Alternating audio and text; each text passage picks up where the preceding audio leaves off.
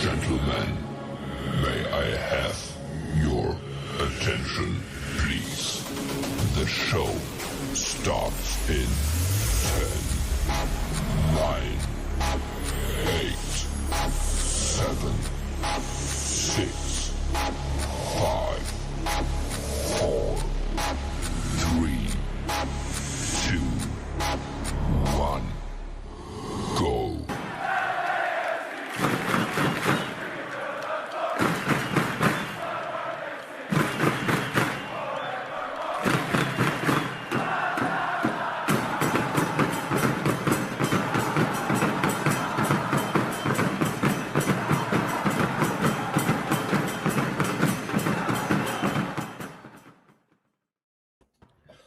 What is going on, and welcome to another episode of the Voices of the Black and Gold, your go-to podcast for all things LAFC, baby. And we got a big show lined up for you today. Have my man here, Tony, Gaston, waiting for Andrew to come in. Guys, I just want to sit here and say thank you all for all the new subs.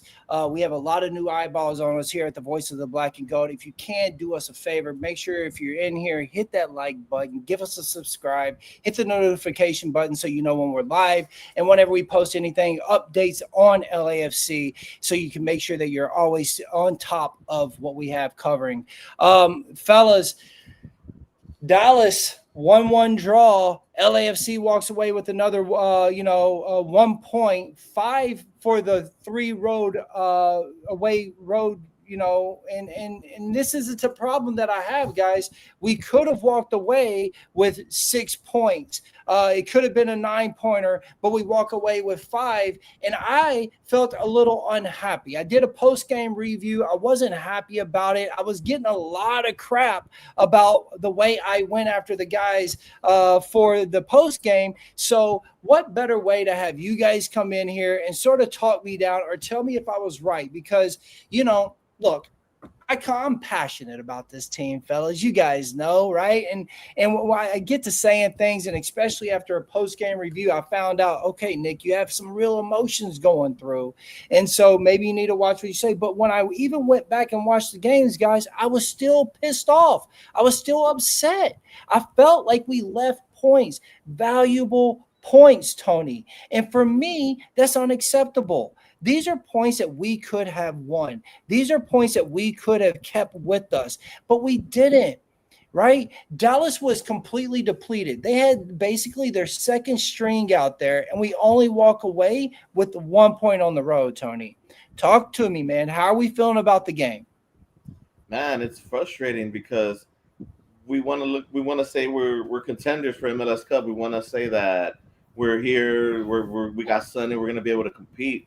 But yeah, we can't even beat a Dallas team that's playing their second string, or they're playing their bench players.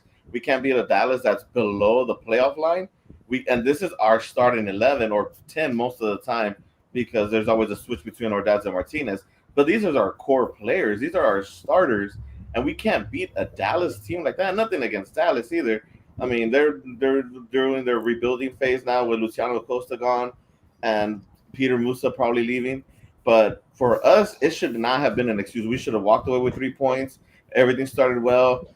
Everyone was excited about Sonny's golazo. And it's just, there's no excuse whatsoever from any of the players, from the coaches. It's just frustrating that we come in every week and we always say, Dolo this, Dolo out. How many times have we come on the show and we said, okay, if we don't win the Carson Derby, then Dolo out, and he's still there. Okay, if we crash out of Leagues Cup, and Dolo should be out, and he's still there. So coming away with 5 points out of 9 from the road is not acceptable. We should have at least walked away with 7.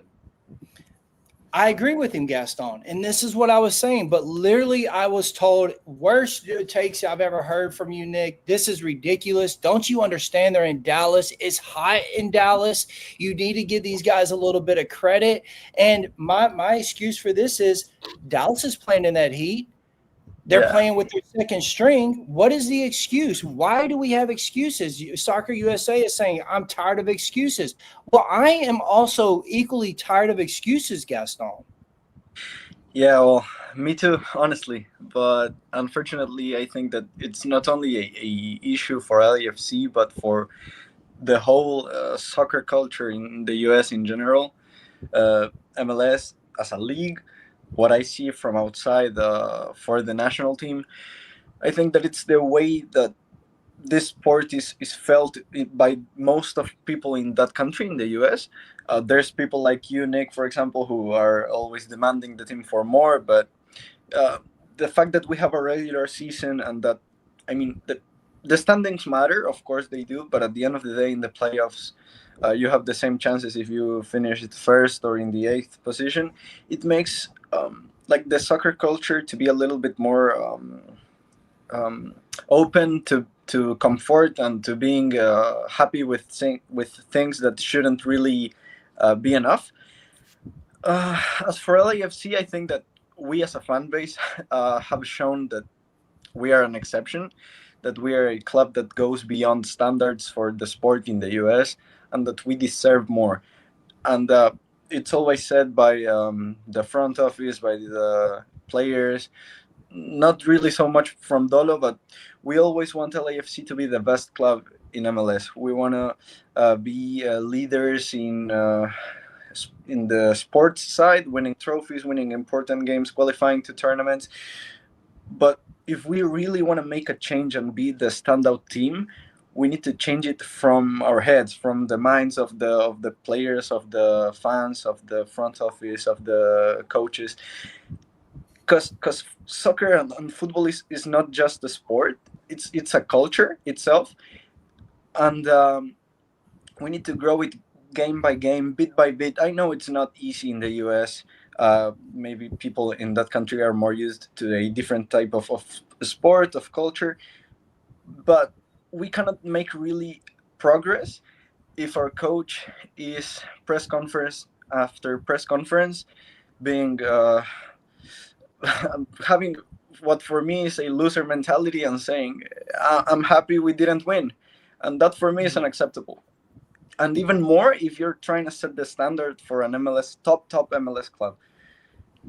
But I mean, we are not going to change it, unfortunately, even if we want. We've already seen this whole season. We're saying what we think. We're saying what the fan base wants for the team, and nothing changes. So unless something drastic happens, I think that we're going to have this same conversation week in, week out. I mean, Andrew, this is the case. And Andrew, first of all, I see the disappointment written all over your face, and I'm going to sit here and I'm going to say AC says it, we have more than 2.3 XGs. He isn't a big on the XGs, but how do you not win this game? And we controlled it, Andrew. I've asked, let's control the game. If we control the game, we control the tempo. Slow, back passes, side passes, no ambition whatsoever, Andrew. And then excuse after excuse after excuse. How many more excuses can we make and then just say, oh, well, we had that loser mentality, and it is okay that we only walked away with 5 points when we could have got 6. I think we could have got the 9, but let's just say 6-7 points. Yeah, I know it was touched on at the beginning, but tying against Chicago and tying against Dallas, I'm just going to reiterate how completely unacceptable that is. We need our team that's not Bouanga or Sonny to step up. While we figure out our attack, you'd hope to see something, but like we had touched on last week, midfield's just tired. They are tired, and they can't pass more than, from my eyes, like 6 or 7 feet in front of them. And touching on what Gaston was saying about and you as well, Nick, everyone with the loser mentality. If we lose and we lose fighting, like we lost. We'll take that. We've had down seasons before, but with Dolo deciding to leave and not coming back, like it almost feels that there's nothing that anyone's willing to do about it this year, and it's a very tough pill to swallow. The fans that watch it every single game, and to know that Dolo says it's okay that we tie. Like, hey, that there were some positives from it. Like, no. One person isn't going to be good enough to change what this culture is. Like, we need that reset as a coach from our coaching staff. We needed it in March. We needed it in June. We needed it in July. We need it in August, and we're going to need it in September, October, and December too, if we make it to the final in December. I want to show you guys this real quick, and I just have to share this. It's going to be a quick one. I thought we dominate the game. I think we don't have a really difficulty, but I think it's just a final third. We break it down. I think it was a little bit difficult, but we created chances, but I mean, not scoring goals through the game, I think is really disappointed. Well, it was your first MLS goal. What did you make of the goal, and how quick the overall adjustment has been? I mean, I'm still in setting, so I mean, I need still a lot of time to be connecting with the team. Obviously, it's been only maybe 2 weeks, a little bit more than 2 weeks. So yeah, but I'm enjoying every single moment. But I'm glad I scored the first goal for the MLS and also for LAFC. But for me, the most important thing is to get us 3 points. But I'm really, really disappointed for that. Finally returning home next week for a big match against San Diego. What's the key to maintaining form heading into that one? I mean, we have to recover well, especially with the long traveling. We had the three away games, and then it was really, really tough. But look, now we have a full week to recover and then prepare well for the important game. And then I can't wait to play home game because it's my first home game for the LAFC. So, and also against a good opponent. So yeah, we have to prepare well and recover well and to get us 3 points. So I share that because I see a lot of things wrong with this. I see everything right that he's saying, but I see the disappointment already, fellas. And we're talking about 3 games in. He seems disappointed, and he says it numerous times. And he doesn't just say, I'm disappointed. He goes, I'm very, very, very disappointed. And he talks about how crucial 3 points are. And you don't see that from Dolo in his interviews. You see it from the player, but you don't see it from Dolo. And to me, Andrew, that is a problem. When you have your star saying these things, and you don't say this in your press conference, but it is okay that we only walk away with 5 points. There is a problem, right? Like, he is literally saying, I am not okay with the tying. If to him, it is a loss, Andrew. Yeah, and we haven't had that leadership and a voice on the field for a long time.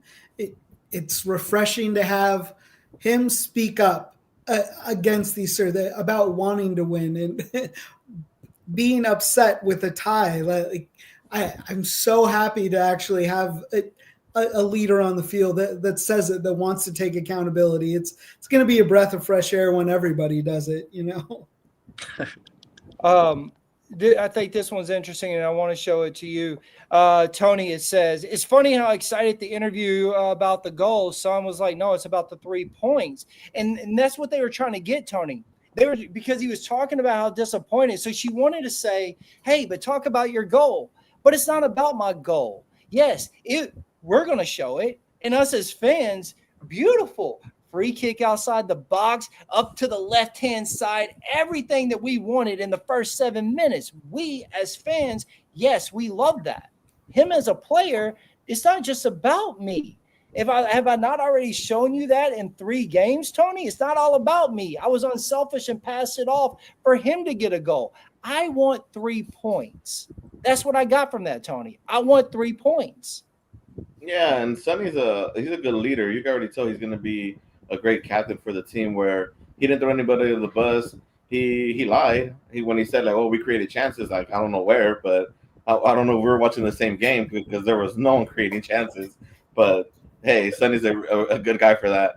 But you could see the disappointment on his face. He's pissed off, and just like the competitor that he is, he's all like, "Fuck my goal. I don't care about my goal. I want to win. I would be okay winning with an own goal as long as we win and get those 3 points. That's more important. The goals are gonna come regardless. Like he is who he is. They're gonna come. He's still gonna get his 5 goals and 5 assists by the end of the season, but that's another topic. But so you see that disappointment in him, where it's just like, and then the reporters are like, "So did you like your goal?" Like yeah, okay, fuck the goal. Like we didn't win. Like what's so good about the goal? Like anyone else could have done that. But I know the reporter has their job to do, and that's fine. But hey, those are real reactions right there, and that's what we need. We need a real leader speaking real to the press and to all the fans, where it's just like hey, like this isn't good enough. I mean, Gaston, you see it written on his face.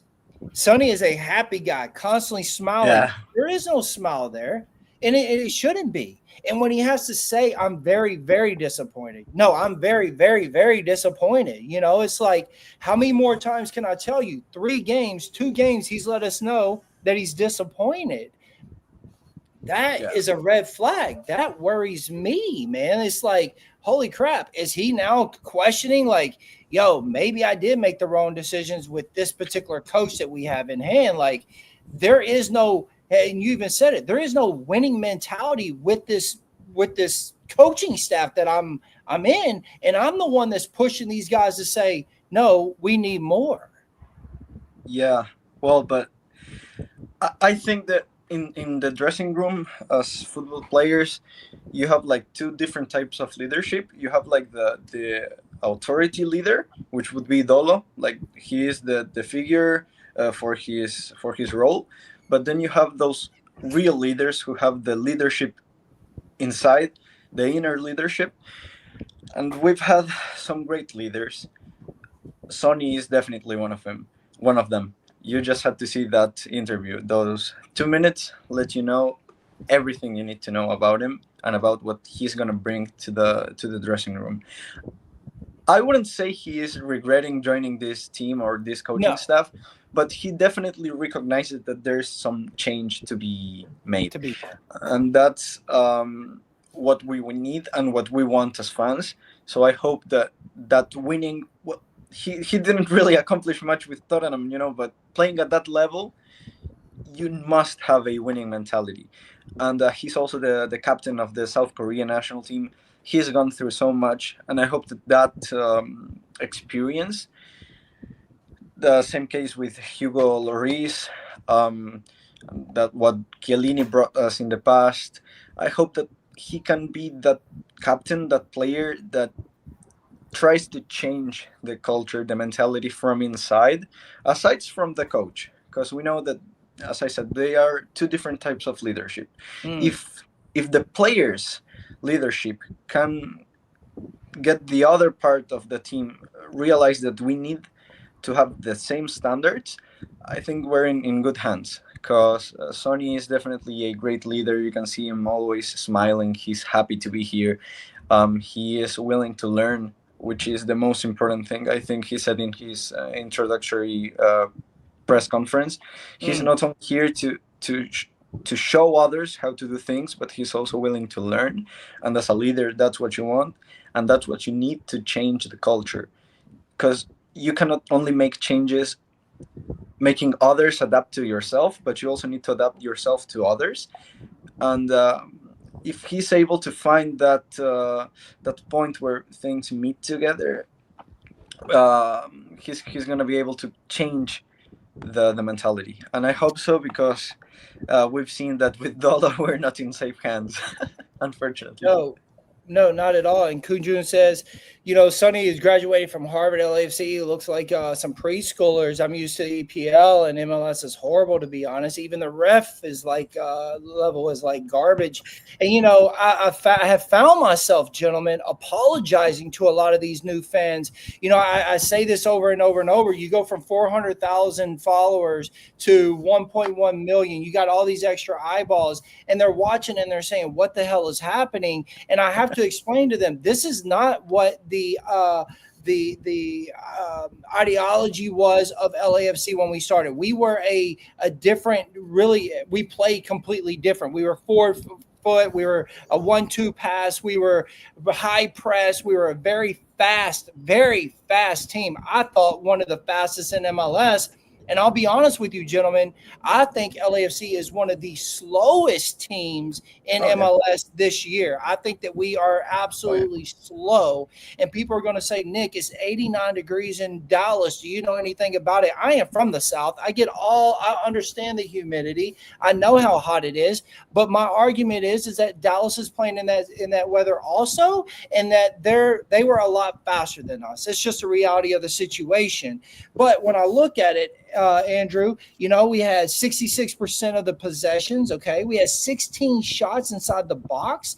We had 2 really big chances, 2 misses. I mean, how can you have 66% of the ball with 16 shots and only two big chances? Like, that is a problem. Yeah, Andrew. Especially when you have as dynamic as 2 of our offensive. Well, even if all 3 of our offensive players can get it together, because dynamic as that is, the goals have to go in, and this was a game that had to be won. And you can kind of see it in some games where it's like the ball's just not going to go in the net. This is why the Chicago needed it. We needed to win that game. We needed to win this one.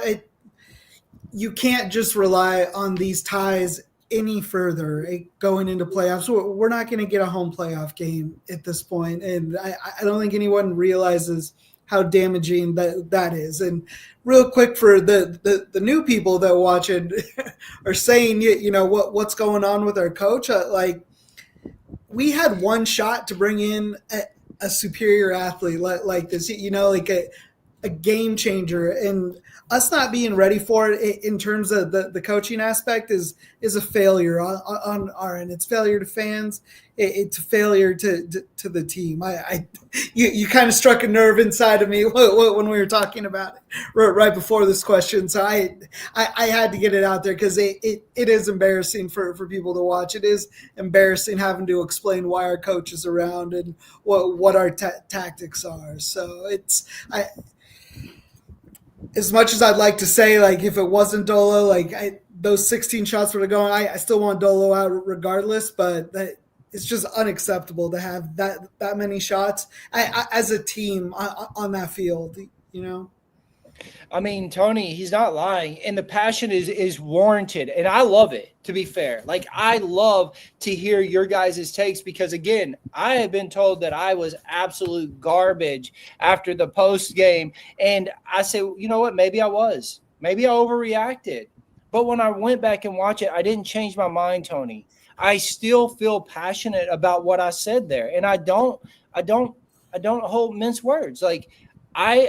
I agree with Andrew. I think it is absolute garbage that we can have 66% of the ball, that many shots, and only have 2 that were actually quality shots on goal. That's unacceptable.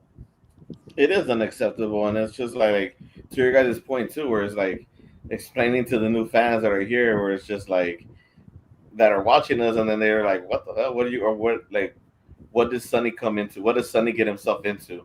And it goes back to players from the past, Giroud, Christian Olivero, and Gaston could probably maybe vouch for me on this one. Where Marcelo Bielsa telling the Uruguay players, where he told Olivera and B-Rod before, where he's all like, if you guys want time to play in the national team, you got to get out of MLS, or you got to get out of that team.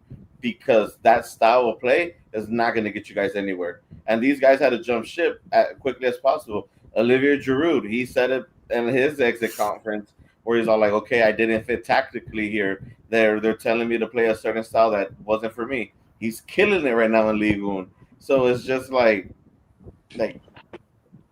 how Andrew said, it's hard to really it's kind of embarrassing more to explain this to the new fans where it's just like, hey, it's Dolo. We kind of just play the ball back. We don't create chances. Every now and then we'll do a counter.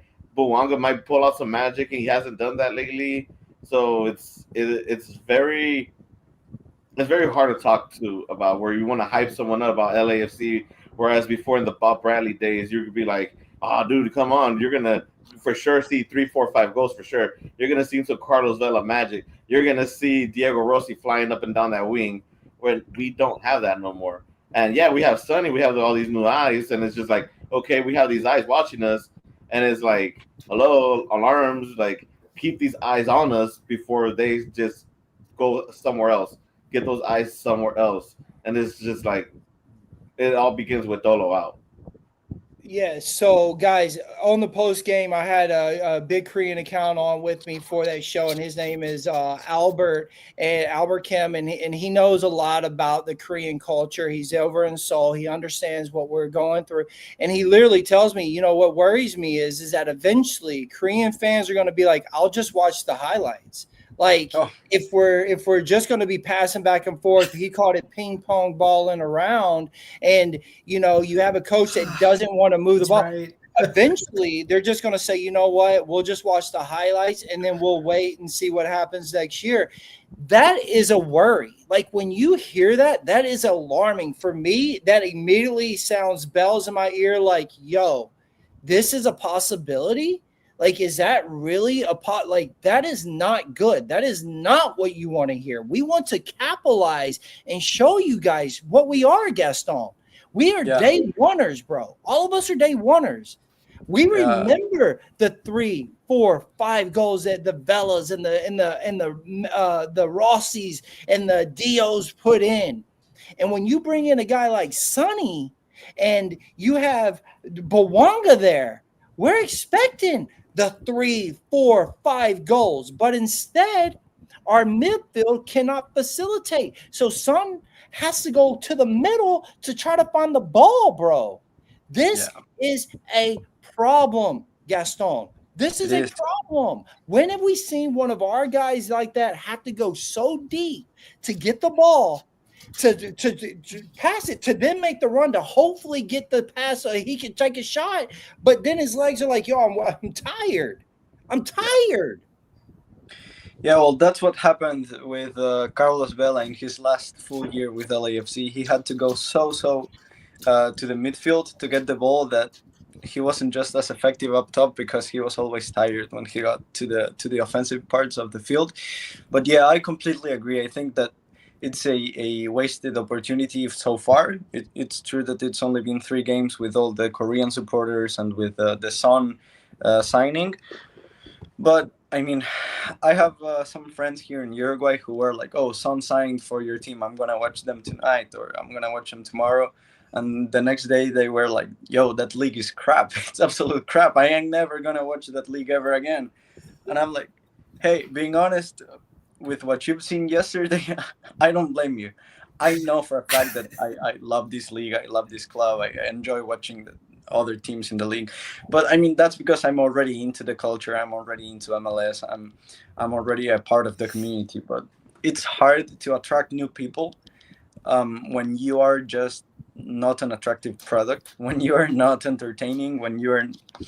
I mean, the Premier League, for example, is the best league in the world. Everyone likes to watch it because every game is entertaining. And LAFC used to be like that, but now that we play slow football, that we don't attack, that we are set for the counter, and if we have the ball, if we have the possession, like the 66% you were talking about, what does that 66% mean if you don't do anything with the ball? If you just pass it backwards and to the side, it doesn't mean anything. It's not effective possession. So I mean, I can just imagine how frustrating it must be for a Korean who's watching MLS for the first time and seeing Son touches the ball like 15 times in the first half, and we don't create any chances. I would watch the highlights too.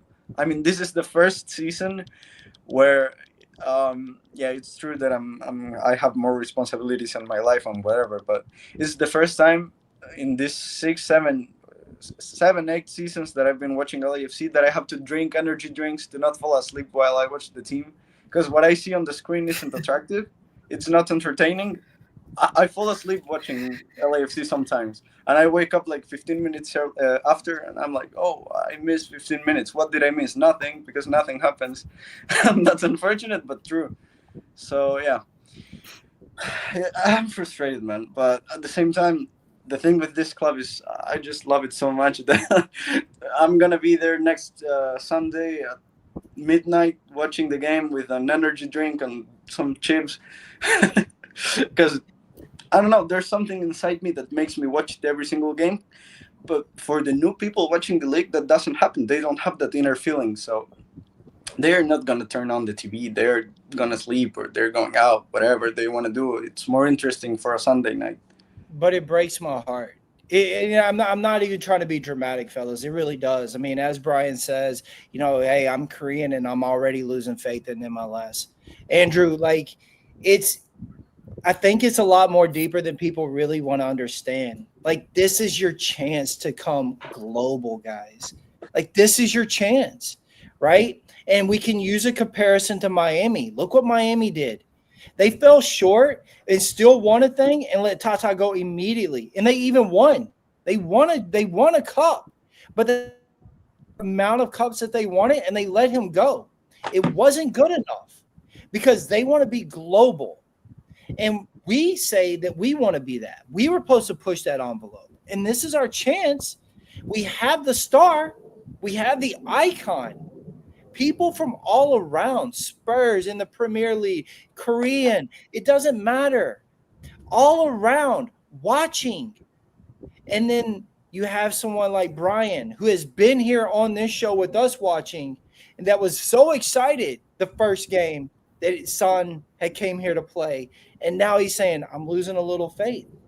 That hurts.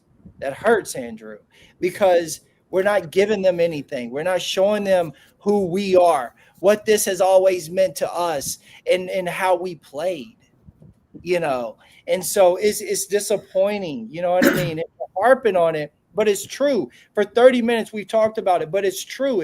It's hard to accept, you know what I mean?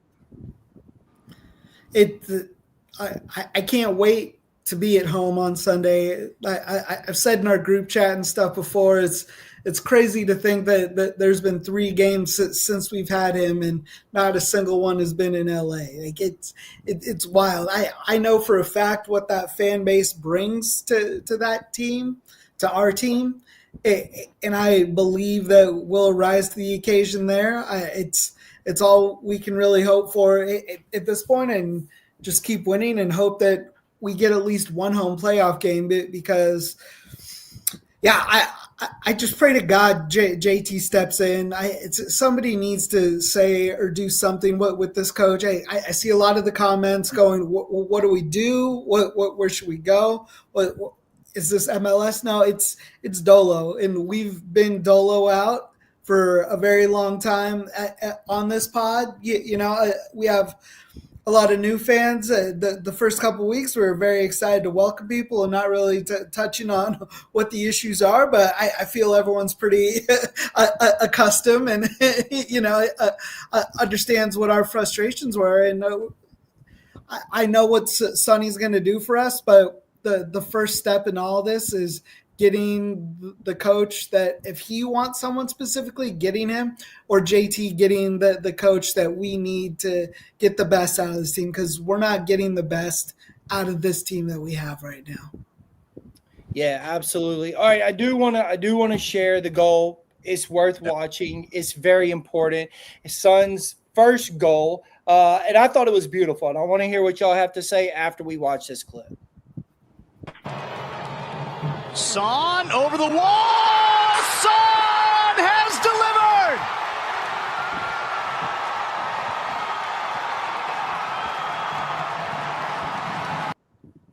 As I said, 7 minutes into the game, Son comes out and just free kick, beautiful free kick. He goes over and tells Bouanga, you see it, hey, you're going to take this. Bouanga hands the ball over. You see him setting up Tony.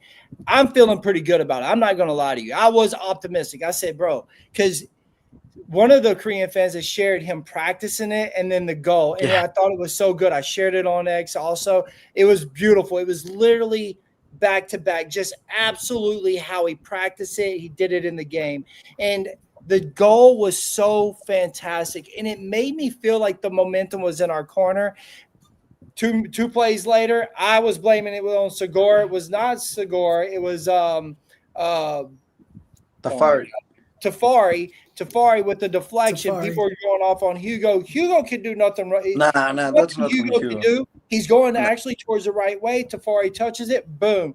Goes into the goal. Nothing that we can do about it. Tafari should not have touched that ball. Should not have been a deflected ball. And here we are. Now we're sitting at 1-1. Takes the goal away from us a little bit because the win was in our cell. The momentum was in our cell. Tony, I talk a lot about momentum, but that goal was the momentum that we needed. It was beautiful. It was everything we've asked for. Outside the box, top left of the goal, and just absolute banger. Yeah, and how many times have I said this? I'm not sure if I said it here or if I said it in our group chat. Why does Buanga take the set pieces? Let someone else do it. And Son comes in, takes I think that was his second free kick that he's taking with the team. Bam, back of the net. I don't think Buanga have scored a free kick goal. I'm thinking about it correctly. But it was beautiful goal. I mean, hopefully we see more of it. I mean, you can't really do much. The goalie, there was nothing the goalie could have done about it. Regarding the goal that we conceded, the three of us were talking in our chat, and I said, no, Andrew was quick. And yeah, I'm calling you out, Andrew. You were quick to say, oh, Segura. It was not Segura. It was Tafari. I'll always say Segura. It was Tafari.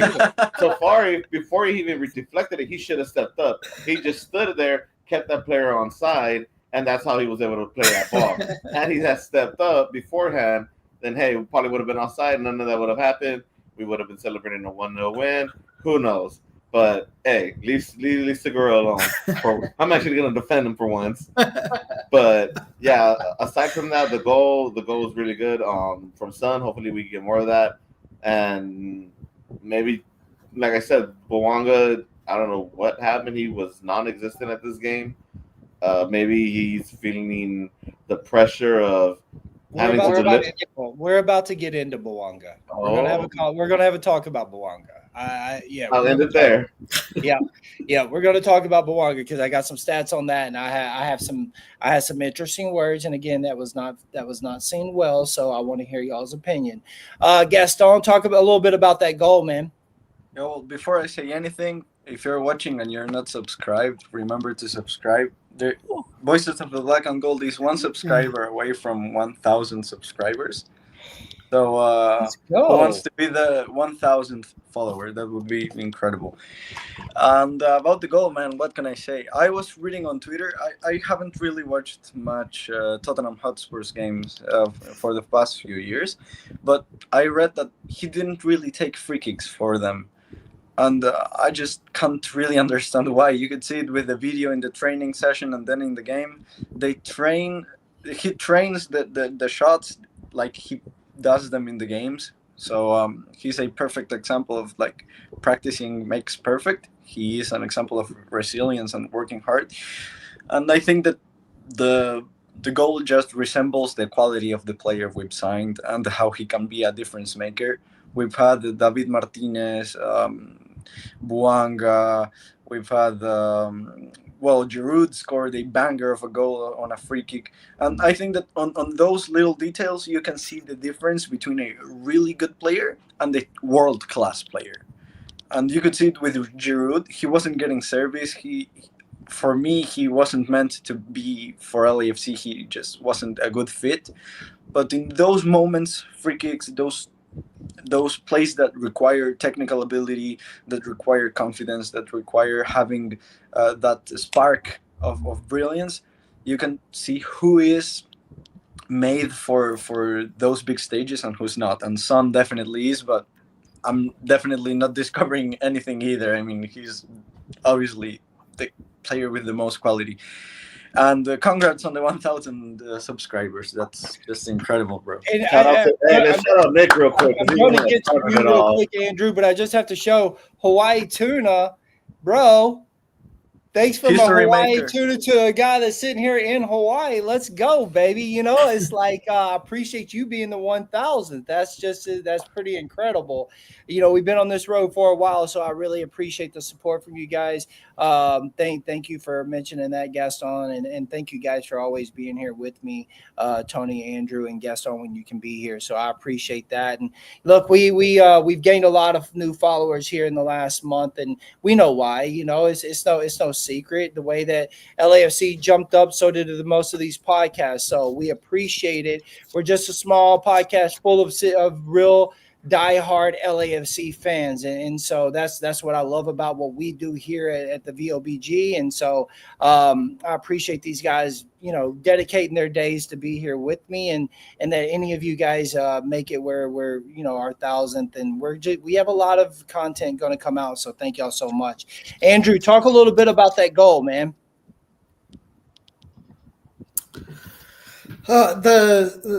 The goal against us, or no, the free kick. Okay. The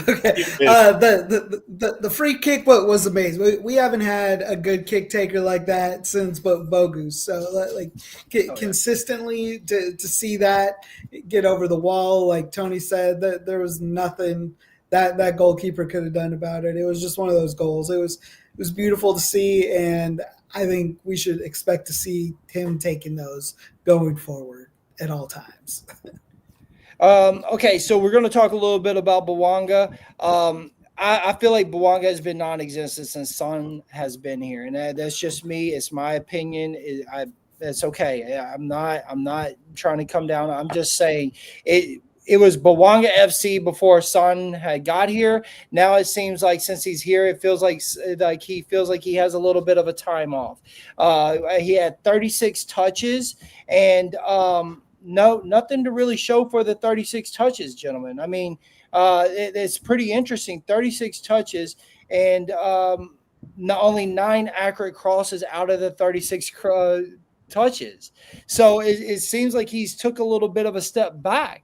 And people are like, yeah, but Nick, he's always had so much on him and this and that. But wouldn't it feel now that all the pressure is on Son, and here I can sort of do what I want, free will, and I'm opened up more, so I should have more shots on goal. My touches should be more quality shots. I should be able to pass easier because now I'm not being double teamed where he's being, you know, Son is over there being double to triple teamed. I have a little bit more space. We ain't even got to talk about Ordaz and Martinez, how they're no-shows. But the front three, the only person that's showing up is Son. Where is Buanga, our other star player? And where is our young guys who could really take advantage of all these eyeballs? This is their time to shine, gentlemen. This is their time to really say, I'm here. I can do this. I can play with this icon of a guy, and I can show you that I can shine too. I'm open. Let me score these goals, Tony. We're not seeing it. Yeah, and right now when you paused me and saying that we're going to talk about Buanga, I was thinking about, okay, what am I going to say? I can't talk shit about Buanga. I can't, because he's bailed us out way too many times.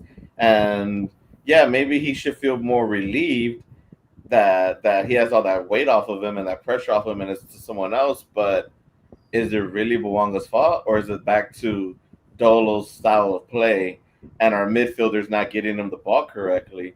I think it's more of that. I mean, he needs a playmaker to feed him the ball the way he wants to. So Dolo, whoever the coach is, needs to find a style of play that fits both Buanga and Son.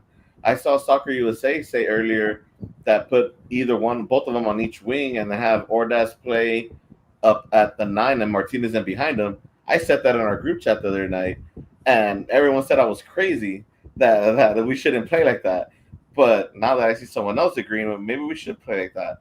But real quick, back to Buanga's, I can't blame him now. I really can't. Where it's like, okay, you can't expect him to do something if he doesn't get the ball, and if he doesn't get the ball correctly. How many times did we see Markey and Tillman give him a pass, and it wasn't like the weight on the ball wasn't that good, or they failed to give him a decent cross. Like they don't give him a chance to set up properly as you know you want a good pass as a striker.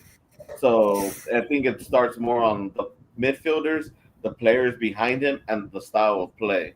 So yeah, I apologize to Buanga.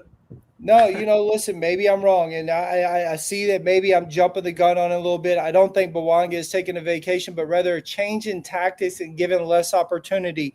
And you know what?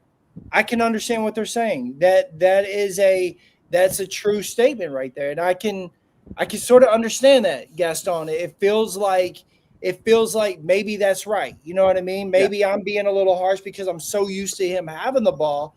And I would think that Son would take that off of him and he would be able to be open more. And then we see that partnership that they have off the field. I want to see it a little bit more on the field, but maybe he just, to Tony's point, the midfield and them are just not doing enough for these guys to be able to feel that they can be free up top. Yeah, well, I mean, I don't blame you for being a little bit on Buanga, because for the past 2-3 years, we've been Buanga FC, and all we've seen was Buanga running down the wing and scoring bangers or generating penalties or whatever. He's a beast. But the thing with Son is that in the same way he attracts the defender's attention, he also attracts our players' attention. So you see, for example, Ordaz, I think, is the player that does this the most. Whenever Ordaz gets the ball, he just lifts up his head and he's looking for Son, and he always passes it to Son. And that thing would happen with Buanga in the past. So Buanga would be a more important player for us because he always was the player to receive the ball. And now we're seeing that split with Son, and even Son is attracting more attention. So I think it's going to take some more games until we see really Buanga comfortable with not being always the main focus of attention, the main player.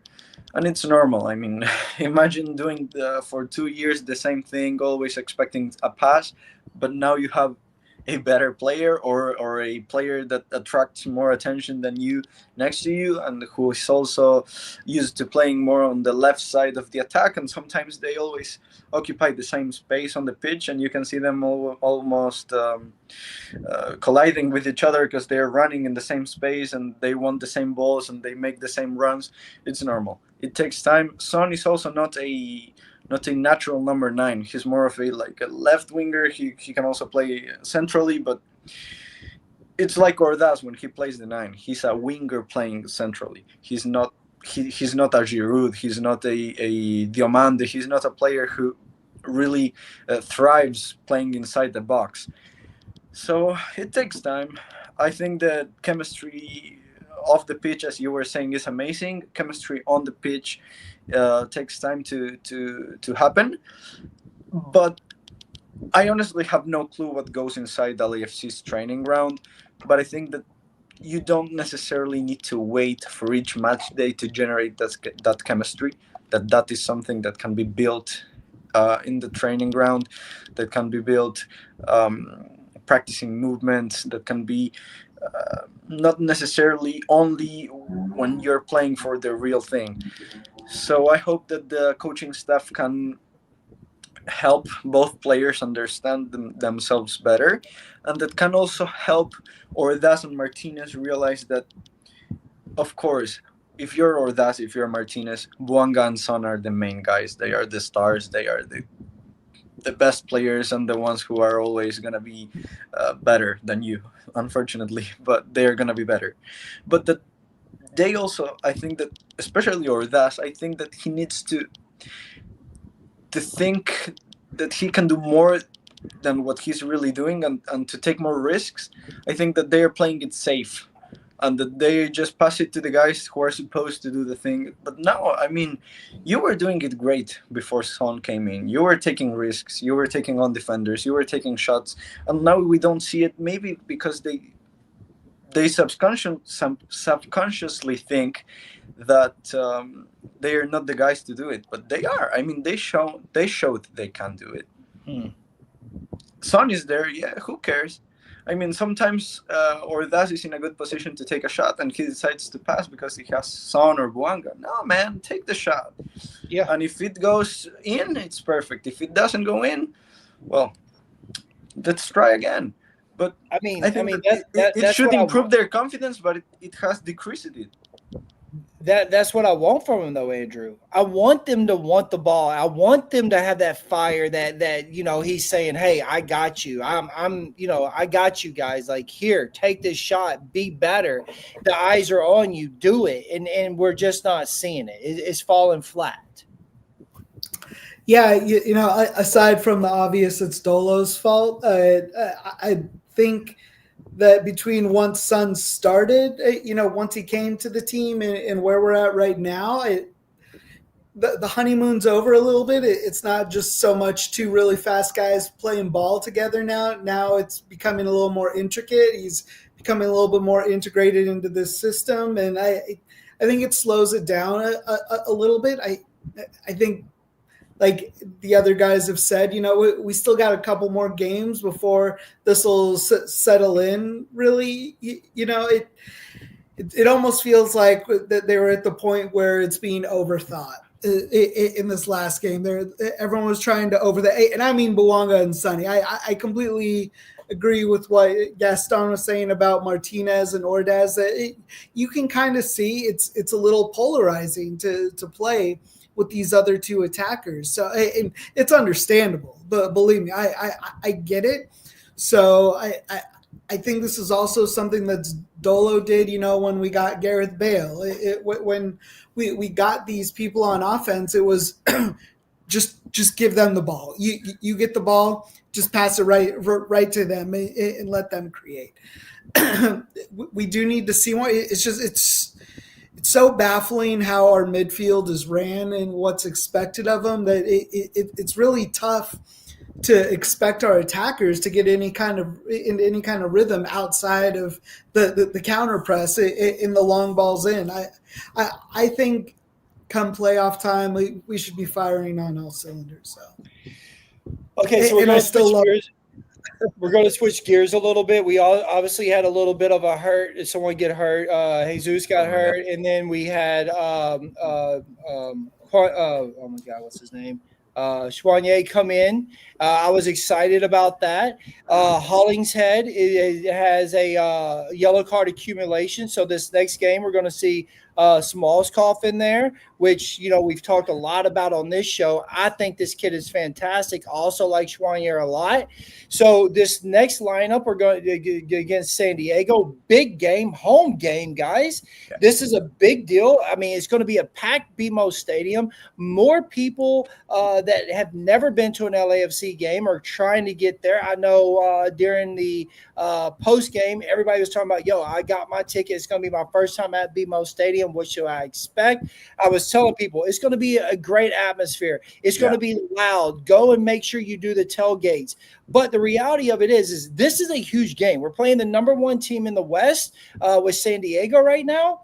And we have two guys that I think are key players for this lineup, for moving forward. We talked about this last week, how, we hold on to our veterans and we appreciate them, and we should respect them.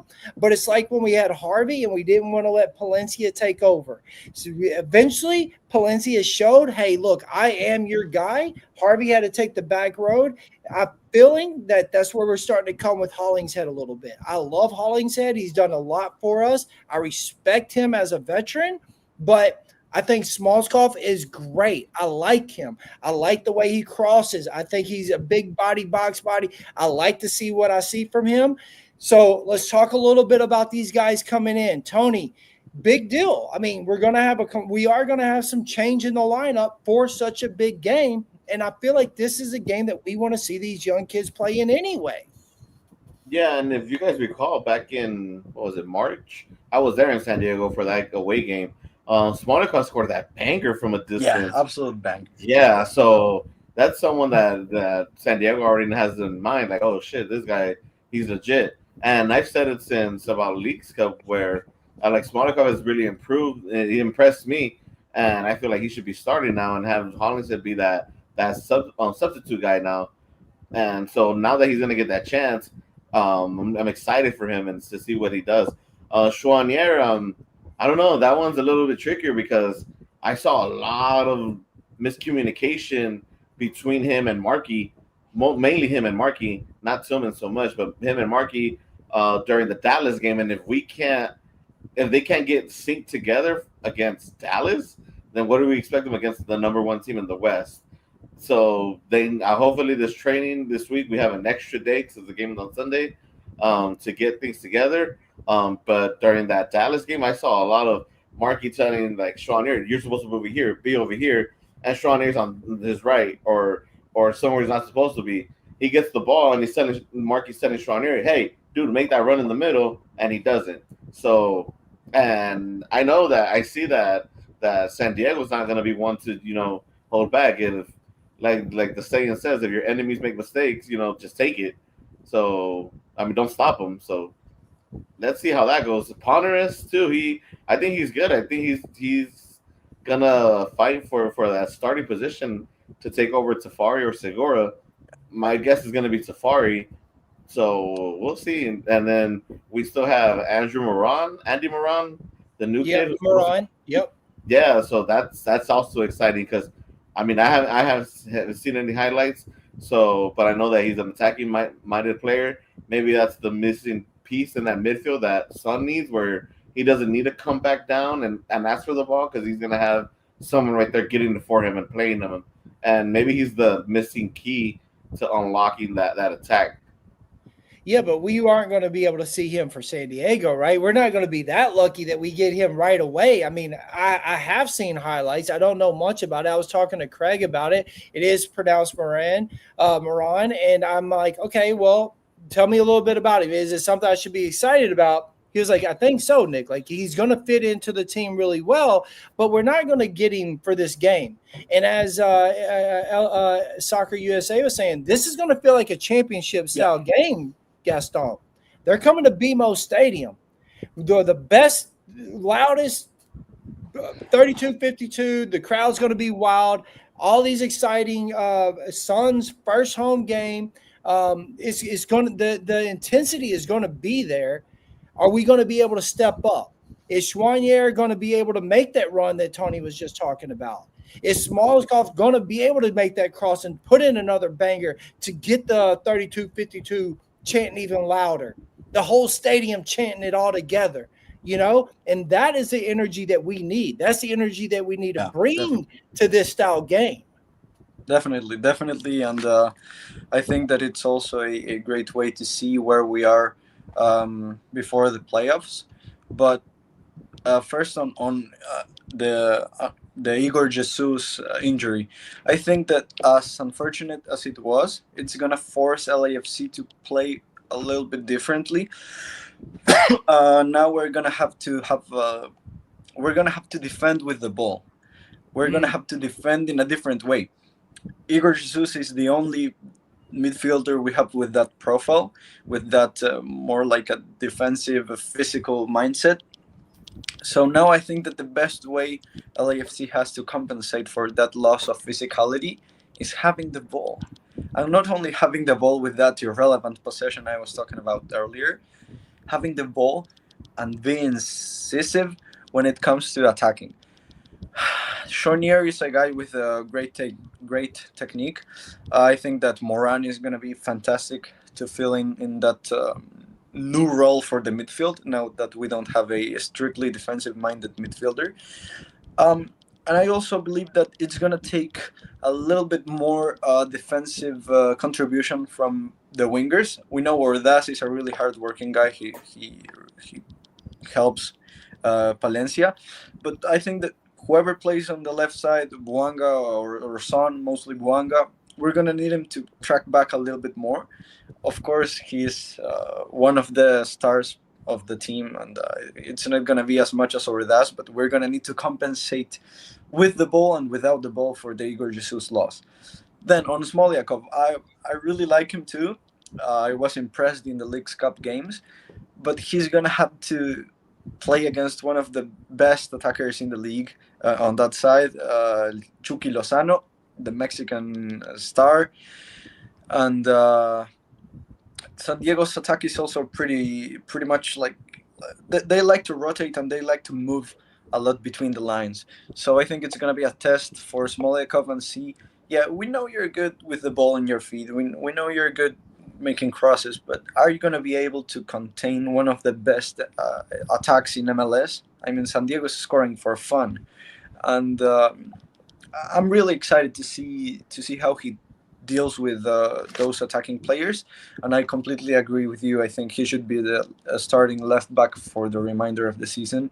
As much as Hollingshead has been playing, I mean, he hasn't been playing bad recently in these past games, and we've seen some good movements with Son. I think that they understand each other well, but for what LAFC needs, and now even more without Igor Jesus, we need that team that is a little bit quicker, that can press more, that can run their asses off for the entire game. And I want to see a little bit more of young blood, even if that means that we're going to lose some experience or some leadership. Because I think that we need to compensate, as I was saying, for that loss of physicality. And you cannot do it with one player because we don't have that player on the bench. We have to do it with the whole team. Yeah, I mean, Andrew, when we talk about Moran, we need this guy now. We need someone to be a playmaker in the midfield because we know we don't have a midfield. Like, we don't have that Atuesta. We don't have the Ilie that can facilitate, and I think he's going to be it. Schwanier, though, I liked what I seen from him the first game. I see where Tony's saying I did want some runs from him on, certain situations, but I believe that he could be one of the guys to make a bit of a change, right? Like, he might be the start of the change for the midfield. Then we bring in Moran, and now we have two new guys there that are now starting to push us forward and can facilitate. So I like what we're going, the direction that we're going. Yes, it's unfortunate that Jesus went down, and I'm not trying to be like, oh, I'm glad that he went down so we get this happens. But now we get to see what we got in Schwanier. And then with Hollingshead, like we have said it, you have been an advocate person for Smolyakov, is saying, I like what he brings, and I do too. And so this forces Dolo's hand to say, give him the start. Let him show you what he can do against a top opponent in the Western Conference. Yeah, I'm excited for Smolyakov. I cannot wait to see what he brings to that left side with Bouanga and Sonny over there. So I'm stoked for that. I think the one thing we haven't touched on, which I know people are never happy with it, and I typically am never happy with it, but with Jesus going out and us facing a really good offensive team, this might be a game for the 5-2-3 setup for our tactics. We have 4 healthy center backs. We can let Smolyakov run a little bit more free. All jokes aside, I think leaving Segura and Smolyakov on one side can be a recipe for disaster against that San Diego attack. And the fact is that if we don't have a true defensive midfielder that we can put out there, like, don't field it. Just give us 2 midfielders. We'll keep the 3 up front. I think Martinez has showed a little bit more fluidity and a little bit more understanding of how to play up top the way that they are playing. I think Dolo has shown he's going to put Sonny in that central field, that false 9 role.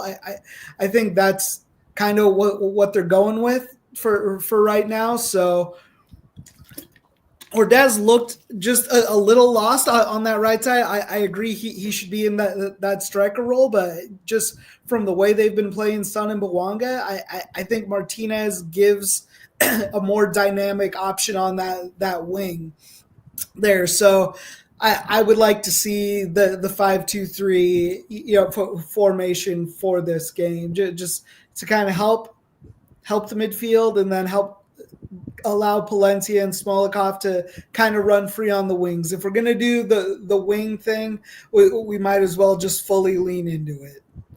Yeah, absolutely. I don't think that's a bad idea, guys. You switch up the formation.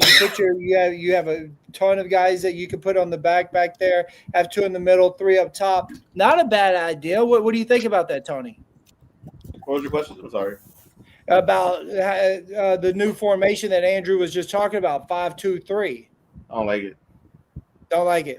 I don't like it. I think we're fine the way we are. I think we can still be maybe a 4-4-2 where you have Bouanga and Son up on top, and then have 4 midfielders where you could have Chouanier and Markey played together in the center, and then have Martinez and Tillman maybe on each side with Smolikov and Palencia behind them. But I mean, knowing Dolo, he's gonna do something stupid. But we're not really a big fan of the 5-3-2 or 5-2-3, however it was. Maybe a 3-5-2 where you play 3 center backs and then have the wing backs play as extra midfielders. Oh, well, we've seen that last year quite a bit. Yeah, so I think that one may be a little bit better just because, yeah, we don't want to. I mean, we always say we want to play our game. We don't want to play into the other opponent's team's game, and unfortunately, I don't think we have that in our cards right now, where you have Anders Dreyer and Chucky Lozano coming at you from each wing, which is something that I think we should be doing as well, because then you have a striker in Thomas Angel, who we know very well, who's been doing well for them in that 9th position, or where Ordazka I feel could fit in. So there's a lot of similarities between us and San Diego, but I really think we should stick to how we play. I don't think it's experimenting against the first place team in the West is the perfect time to do that. Maybe we should have tried that this past game or against New England, but we'll see. No, great point. And Gaston, I want to ask you this question, serious question. When has Dolo ever showed when has Dolo showed any moves that have surprised anyone? He's so predictable. He goes with the same thing, Dolo ball.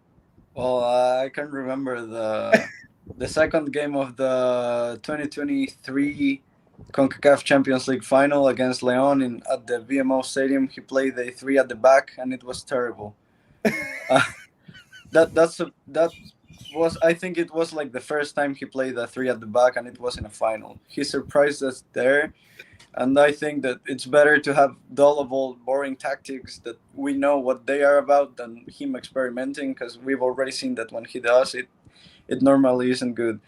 I think that he's gonna play a 3 at the back though against San Diego. I think that I agree with Andrew. I think that he's gonna try to compensate Igor's injury with one more defender at the back, and maybe that central defender in the back 3 moves up a little bit when we're playing out of the back. Maybe Segura, because Segura has also played as a DM in the position where Igor plays. We saw it in a couple games. But yeah, I mean, I don't really like it like Tony, but I mean, there's not much we can do because we don't have that profile. I mean, what I would do is you just play 3 midfielders like Marky, Tillman, and Chouanier or Moran or whoever that are more of a technical midfielder. They all have like great technique and they are more creative than anything. And as I was saying, you defend having the possession, you defend having the ball. If them don't have the ball, they ain't gonna make any problems. But I mean, Dolo just doesn't see football that way. He likes to sit back and to just counterattack. So I don't think we're gonna see a creative midfielder. Yeah, And look, man, I think all these are actually really smart takes. I don't mind what Andrew said, because I feel, as you just said too, that's what's going to end up happening. But I see where Tony's going. Last year we did that. We had the guys come up. We only had the three in the back. Then we sort of played that wing thing that we used to do with Bob Bradley a little bit. Just didn't work for us with what Dolo Ball is, because he's not designed for that. He doesn't have a team that can get back in time for that. And they worry too much about defense, and they don't worry about pushing forward. So it's like they're in this weird space that they almost get lost. They don't know where they're supposed to be. You know what I mean? And it's weird. Guys, I know we're over. I appreciate everyone being here. Want to say again, if you haven't and you're in here, please make sure you hit that like and subscribe button. We just went over 1,000 subs, which is awesome. If you haven't already subscribed, make sure that you do. But before we get out of here, I want to get some score predictions from you guys. Andrew, I'm going to hit you first. Big game. As I said, BMO Stadium, first Sonny game. What is the score going to be against the top West opponent, San Diego? I am going to say we score 3 and they score 2. We win by one goal, and hopefully it's a shootout and it's exciting. That's what I want to see. 3-2 LAFC at BMO Stadium. I love this prediction right here, Tony. Makes me happy. I'm feeling like excited about it. Where are you at? Come on, let me hear it. He took my prediction away, so I got to say something different now. I'm gonna go with a 3-1 actually, and I think I like a 3-1 better. I feel the guys are gonna play just with that 12th man of the 32 behind them, and BMO's gonna be rocking. It's gonna be loud. I can't wait to be there. I feel this is gonna be a breakout game for Sonny or a comeback game for Buanga. Someone's gonna step up though, but one of them it's gonna be one of them. I do give San Diego a goal just because they've just been hot. Like they remind me of St. Louis. What was it, a year or two ago, where they were just hot and they just took over that, where they ran away with the West. I do think they're going to choke in the playoffs eventually, but that's another topic. So 3-1. All right, so we got a 3-2, we got a 3-1. Gaston, where you at? I was gonna say 3-1, but Tony got it, so I'm gonna say 2-1. Buanga brace. It's gonna be Buanga's night. Sonny's gonna be important for sure, but it's Buanga's game to play, and I think that he's gonna carry the team on his back. All right, well then I'm going to go up high, okay, guys? I'm going to be unrealistic. No, I'm not. I'm going to keep it real. But listen, I think the energy is going to be high, and I do expect something big from Sonny. I'm going to say it's going to be like a 5-3 game. It's going to be our first 5-goal game. Okay, we're going to see some goals from Sonny. We're going to see some goals from Buanga. Maybe we get a Smalls cough. Maybe we get even an Ordaz goal. I want to see it, and I believe that this is going to be the first time that we actually feel confident about the defense. So we're going to hold them to 3 because they are going to score. They're a great team, but this is going to be our first 5-goaler, Tony. It's going to be our first 5, and we've asked for it. We've been asking for it, and we're going to get it. It's going to be our first 5-goal game, LAFC, or except for at the beginning of the season when we played Seattle. But we're going to get it. We're going to get this big game that we've asked for. It's going to be at home. All the new viewers are going to be watching, and they're going to say, this is what we signed up for. This is what we wanted to see. And LAFC is going to walk out of BMO Stadium feeling like we have the momentum in our corner. And it's going to be our first one. We're getting a 6-0. That would be incredible, John. I would love to see a 6-0 hat trick from Sonny, hat trick from Buanga. We're good. You know what I mean? Let's go. You know what? Hell with it. Let's just roll with the 6-0. I should just leave that up the whole entire time. But no, all seriousness aside, San Diego is going to score. Is how do we counteract that? Yeah. And so I want to see all hands on deck. And if what Gaston said, if it's Buanga getting the and Son only gets 2, I'm okay with that too. But it's his homecoming. Let's see it. Let's have it. You know what I mean? 5-1. Okay. Yep. I like a 5-1 too. But thank you all for being here. Make sure you hit that button for us. LA still black and gold no matter what. Get to the tailgates, guys. If you haven't ever been there, make sure you get to the tailgates. If you can, find Tony, find Andrew, say what's up. Gaston and I'll be watching from our televisions, obviously. One from Uruguay, one from Hawaii. But the boys, Tony and Andrew, they'll be there. Hit them up on X. They're there. They would love to say hi, take a picture with them, talk the game with them. We would love to have that happen. And then LAFC is a minus 132 favorite. Hey, good time to go bet. Let's see what happens. Okay? Let's see what happens. One last thing. Yes. LAFC just posted the hat gift. We're signing somebody. I don't know who.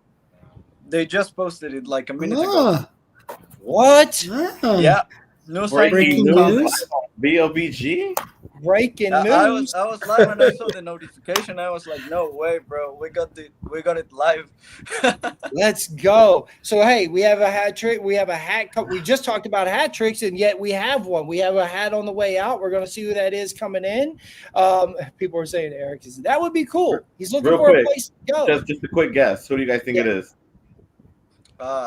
Alexis Perez, the Colombian center back, maybe. Okay. Andrew? Oh, that Colombian center back that we were rumored to. Was that who? Yeah, Alexis Perez. Yeah, the same guy. Tony? Yeah. I was gonna actually think it was someone domestically, like someone from the league, but it says international Mel, so I'm gonna go with that same center back. But my original guess, if it would have been domestic Mel, I was gonna say Maxi Urruti from the New England striker that just got let go. Like we could claim him on waivers. That's who I was going to be my guess. But international, something different. Hey, also really quick, next week we're going to have a longer show. We're going to have sort of a home game special with the fellows where we're going to go a little longer. I'm going to do a post game after the show because obviously the fellows are going to be at the game. I'm going to do one again with Albert. We're going to start doing these post game shows after, talk a little bit about that, and then come in here and really break it down on Mondays. But, just a little extra talking about LAFC going on because there's plenty enough to be covered. And so I like to get the initial reactions and then get the boys' reactions after. And we really go into depth of what we thought was the problem and everything like that.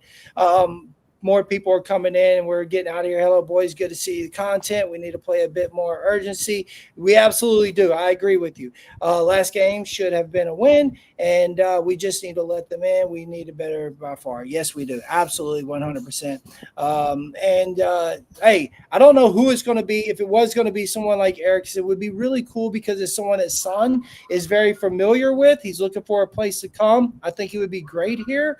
But there's plenty of options that we could bring. Let's just hope it's someone that's really going to help. Really, we need a 10 and we need a midfielder. So we need someone that can facilitate to the boys up front, and that's what we've been talking about this whole hour. So thank you all again for being here with us. LA is still black and gold, and let's go get this W. Dolo out. Dolo out. Dolo out.